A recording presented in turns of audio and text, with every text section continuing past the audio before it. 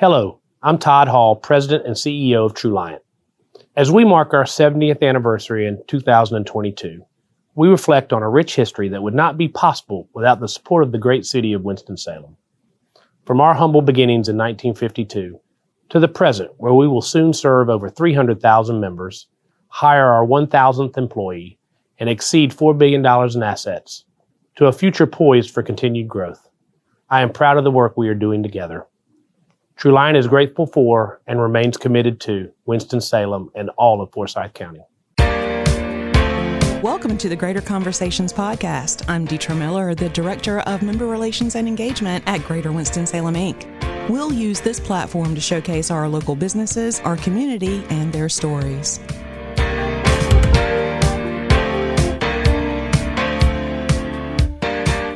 Hi, everyone. Welcome back to the show. It is my pleasure to introduce to you today Dan Wellman, the Program Director of Moji Coffee More here in Winston-Salem. It's Winston-Salem's only nonprofit coffee shop on a mission to provide meaningful employment and enriching workforce development to adults with differing abilities. Dan, hi. Hello. Thanks for having me. Of course. I'm excited to get into it today. So for everyone listening, tell them a little bit about yourself and a little bit about Moji Coffee. Well, I have been with Moji Coffee for almost 3 years now. There's been a lot of kind of changes and development over the years. So I'm one of the longest tenured staff at this point. Wow. But I try to bring a lot of myself into the job, a lot of my passions and a lot of my interests. So some of what we'll talk about in a little bit, how the mission has changed, has come from me, and some of the things that we have to look forward to coming up is a little bit inspired by myself and my team, that we bring ourselves into the job and into the company because we really believe in that really personal touch. So, we put the people first and foremost. Talk about that. Talk about your mission and how you put people first. Yeah. So we provide employment and workforce development to adults with differing abilities and different needs. So we are an employer like any other, but we are providing job coaching every day, every shift that one of our staff, our entry-level Mojistas, which is the Moji barista, since we are a coffee shop, any day that we have a Mojista running the shop, preparing orders, running the cash register, we also have a job coach present that is sort of the shift supervisor, but they're also guiding and supporting them, executing our program that creates very individualized and very personalized training programs that guide each person to grow in their capabilities and their functions. So we take into account each person's interests, their needs, their barriers, and we explore with them how to either work through a barrier to overcome it or to work around it if it's not something that's going to be overcome through training, because not everything is going to be, and that's okay. We embrace the ability side of disability, and we focus on what a person can do and play to everybody's strengths so that they can really grow and learn not just what they're able to do, but learn how to grow for themselves, learn how to advocate for themselves, so that eventually, over time, they grow more comfortable in what we're doing as a coffee shop. They grow confident. Eventually, they grow a little bit bored because we can only challenge them so much. And then we look to employer partners in our community that are willing to work with us to create opportunities that allow for a supported and guided transition for those individuals that opt into it.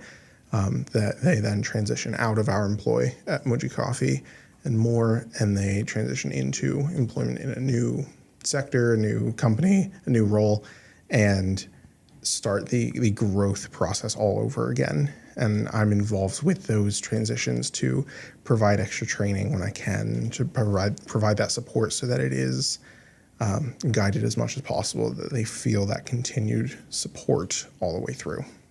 That must be so exciting when you get to that transition part. What's one of your favorite stories of one of your Mojistas? Is that right? Yeah. Transitioning from your employee to a partner's employee. So it's actually happening like right now. It's ongoing. When I leave here, I am going over to Atrium Health, Wake Forest Baptist. I've been working with them for over a year to develop this program that I have a counterpart over at Atrium that has been working with me to build from the ground up an internship program that is designed specifically to facilitate this transition. And it's taken a long time of organizing and building it from the ground up and finding the funding and all that. But as of Monday, just a couple of days ago, we had 2 of our most accomplished staff make that transition over to Atrium Health, Wake Forest Baptist, and they are working on the production teams over there in their like gigantic industrial kitchen that feeds the entire hospital.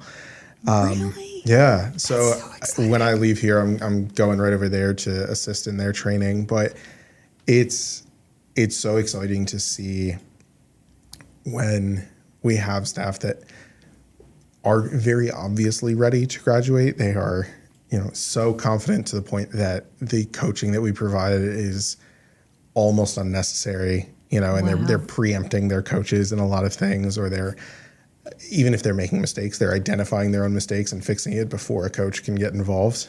So that's, always a really good sign. And then to see them taken out of their element, placed into a new job.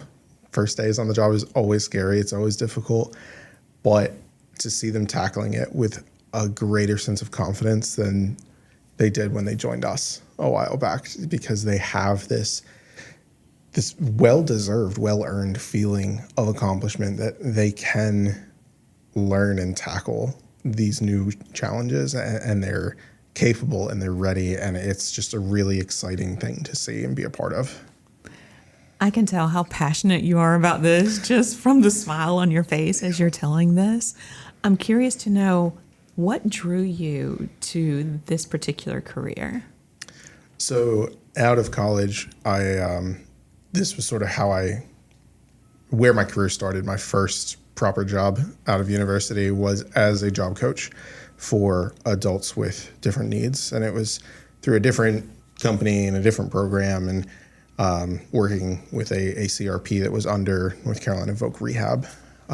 So a bit of a different setup, but instead of providing employment and, job coaching, it was helping individuals that were unemployed to find employment. Okay. And then once they did, guided support for minimum 3 months, and sometimes it was indefinitely on the job to help them become stable in that new job.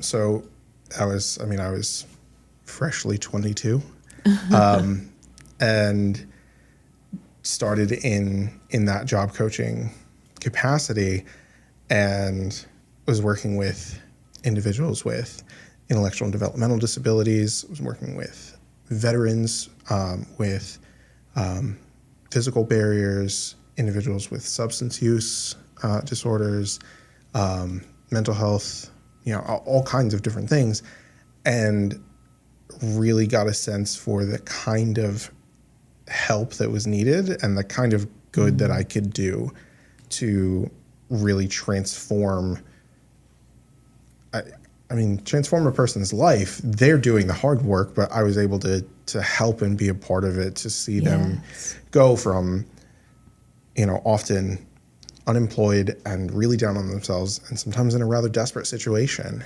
Housing wasn't always the most, stable thing for them, or, they were in some kind of tenuous, family situation that they really wanted to get out of, or whatever. And to see the empowerment that comes from having an employer say yes and giving you a chance, and then having that work out for an extended period of time to where a person really gets agency back to their life after a lifetime of people all around them focusing on barriers that they have and telling them what they can't do, to then have a spotlight shown on what they can do, is really transformative to them. So it's just kind of how I've stayed in the industry for the last couple of years. And then when I started at Moji Coffee and More, I started as a job coach, which is our part-time day-to-day supervisory roles, and kind of worked my way up through the program and took over the program after a little while and became program manager. And at the time, Moji Coffee and More was a good place for employment, an inclusive place for employment for adults with different abilities. And there's nothing wrong with that. But the history that I had of job coaching and of job placement, I sort of brought that with me. Mm-hmm. And when I became program manager, I found a huge stack of applications from members of the community that wanted to work with us. And we had a very stable staffing pool, and there was no room. And I was like, man, our mission is to, provide this employment, but the vision is really to impact as many people as possible in the community. Yes. And there's got to be something that we can do. And the idea of graduation, of reaching a point in the program where someone wasn't really as challenged as they could be, and there was room for growth of, financial independence, to find something that provides better pay and more hours, yes, kind of evolved from that need to service the broader community and reach more people. And, we've had a lot of staff members opt into it, and they've pursued other opportunities, and that's allowed us to then bring new faces into the fold. That's fantastic. I love that. You mentioned the partnership with Atrium Health, Wake Forest Baptist. Are there other organizations that you're looking to partner with, maybe other healthcare organizations like Novant or Cone? Yeah, so we, just by the nature of where we are located, downtown Winston, and we're not in a place where we can expand to other demographics right now, or other geographic locations. We're really focused on our community here in Winston. So Novant is definitely a target for us, and I've been talking to the folks over there of what that might look like. Okay. I say this to all of our community partners and employer partners, which is that I take the same approach to an employer partner as I do to an employee, which is that each one is individual, and we will cater the situation to meet their needs. We pride ourselves on creating an accessible and equitable workplace for our employees, for creating accommodations and getting really creative with the accommodations that we create to make employment work for them.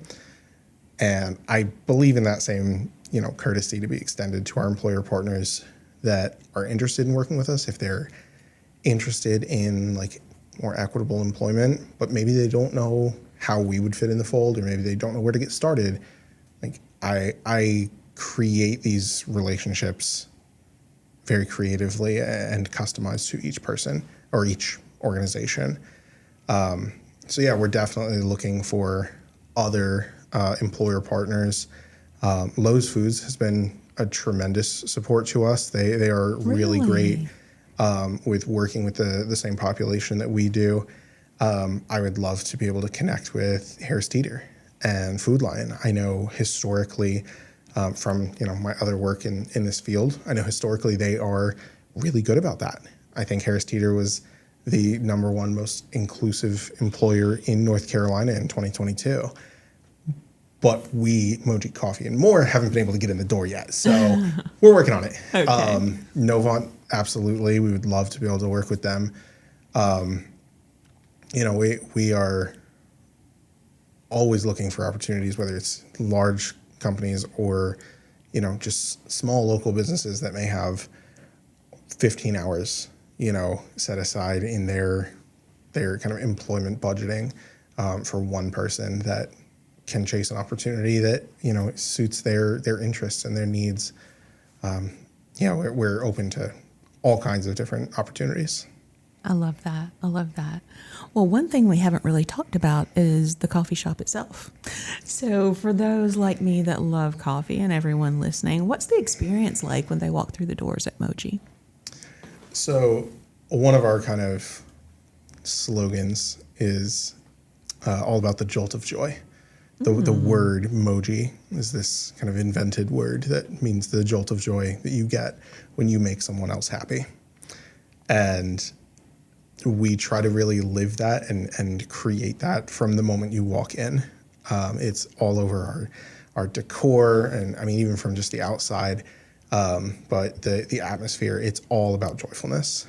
When you want to order an extra shot of espresso, you're ordering an extra jolt. It's kind of built into the brand there, but everything is about being welcoming and inclusive and, really bright and happy and colorful. I've been to a lot of really awesome coffee shops that hit this very kind of hipster vibe. And it sounds like I'm going to be kind of ragging on them a little bit, but it's a little bit darker. It's a little bit more mellow. It's very chill vibes, and there's nothing wrong with that.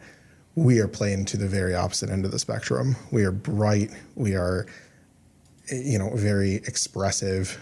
Even our music choices are a little bit eclectic because we get our staff's input on what kind of music everybody likes. Really? Cool. So you might get, 60s and 70s on one song and then get, 2010s hard rock on the next song and maybe the next song after that because I have a lot of input on the music and that's my vibe. But we bring a lot of energy into the shop, a lot of excitement because we like to make other people feel happy and we like to make other people feel good.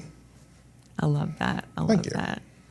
Well, I'm curious, Dan, is there anything in particular that's coming up for Moji besides that exciting opportunity that you mentioned earlier that the listeners can get involved with? Yeah, so I mentioned how our staff kind of brings a little bit of ourselves into the shop, and that's really starting to manifest now and in the upcoming year. So part of that is our mission to reach more members of the community. Okay. And kind of my drive to do that. So I've been developing other ways to reach out to the community and further our kind of broader vision to change the landscape of employment in our community to be more inclusive.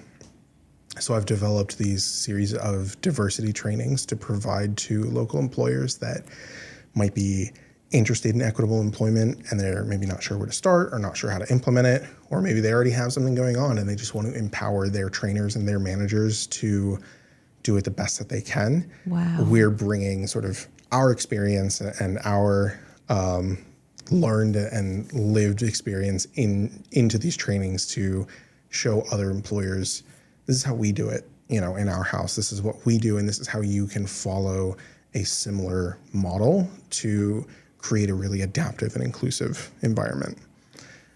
So that's sort of what's down the pipeline on the programming side. That's exciting. On the coffee side and on the product side, we have a lot of really creative minds in-house that love to experiment with our drinks. And when someone strikes gold, we like to throw it up on the menu. We like to create something and really, give them credit for that. And recently, some of our staff have been working on making more in-house products that are customized. So we are dropping our fall menu like tomorrow, for example, September 1st, and we have 3 different in-house made syrups for some of our fall menu and in-house cold foams that we are producing in shop that we can add to customize everyone's favorite lattes and mochas and those sorts of things to really kind of bring fall flavors that are different from your standard mass-produced industrial flavors. Yes. Something that's a little bit more homey, a little bit more fresh. Sounds good. That's exciting. You got me ready for fall now. Oh, I can't wait for those tastes to come out. Yeah. Tomorrow. Pumpkin everything, of course. Yes. We'd be remiss not to lean into pumpkin spice, but we've got like a maple chai that we're using a in-house made spicy syrup. So it's a spicy maple chai. We've got brown sugar syrup and a brown sugar cold foam that absolutely kills on top of either a chai or one of our cold brews. Yeah, definitely got to try it. Okay, well, I'm getting all excited about coffee now. Thank you so much, That's Dan. what we do. This is what we do. You're welcome. It's great. It's great. I love the energy. I love the creativity. And I love the things that you have coming down the pike as well. So please keep us apprised of when the opportunity comes up for other organizations that are thinking about diversity training to connect with you and be a part of that program and learn more of how they can incorporate that in their employee. That's going to be awesome. Well, is there anything that we haven't talked about today that you'd love for the listening audience to know?